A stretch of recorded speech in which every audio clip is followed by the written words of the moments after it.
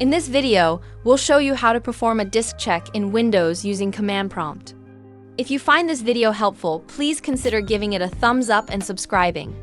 Running a disk check can help resolve issues with your drives. Let's walk through the steps.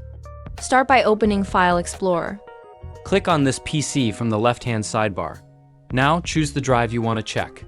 For example, your Windows drive usually has the Windows logo next to it.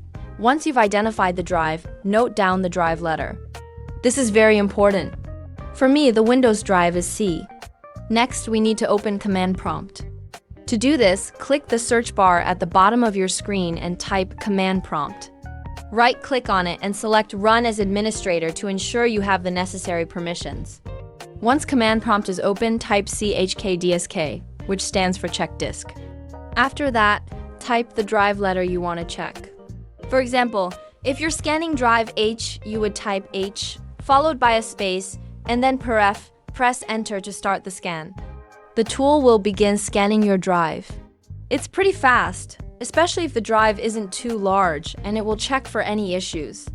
In this case, no problems were found, but that's how simple it is.